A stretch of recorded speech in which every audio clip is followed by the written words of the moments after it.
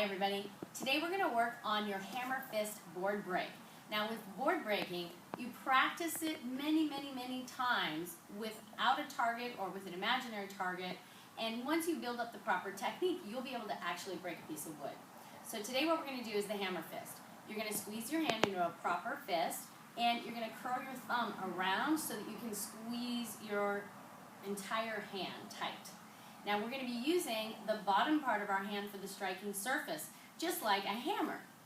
What's important about this is your body placement, because just my arm working by itself is not going to have enough power to break a board.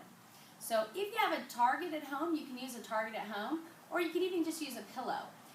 Your family members can hold that target for you down at this level, or if you don't have a target, you're just going to use an imaginary target here. And this other pad is for my knee. That's to teach you proper body placement. So you're going to get into a front stance. Front stance meaning the front knee is bent and you're low to the ground with your back heel touching the ground. This gives you great positioning to use your hips and your shoulders to develop power, to generate power for that board break. So you're going to squeeze your hand, preparing to use this bottom padding here as your striking surface. Imagine your target is right here. And you're going to raise your hand up, turning it outward, and then as I come down, I turn it inward and follow all the way through, passing the imaginary board, and bring my hand all the way down to the floor. So when you practice this at home, make sure that you bring your hand all the way up, twist it down, hit the imaginary board, come all the way down to the floor. This forces you to follow through, and it also helps you use your hips and your shoulders to twist and generate extra power when you're breaking that board. So once again, squeeze your hand tight, get into a good front stance, bring your hand up and down through the imaginary board, placing your knee down to the floor and key up. So let's try it in real time. I'm going to visualize my imaginary board there.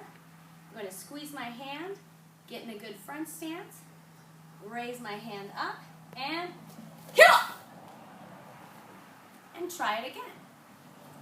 Visualize your board, check your stance, squeeze your hand, bring it up, and you're going to practice that about 10 times. And then what you're going to do is switch your feet and practice it on the other side. So if you're hitting with your left hand, your left leg is back and your right leg is forward. Like this.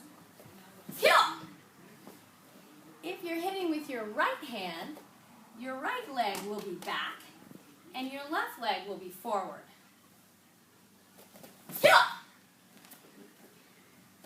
So what I want you to do is practice this 10 times on both sides so that you can strengthen both sides and get more comfortable with hitting a target. If you have a friend or a family member that can hold a pillow for you, you can use that as a target once you get the technique down. But practicing this over and over again and making sure you're visualizing it is going to get you one step closer to breaking your first board.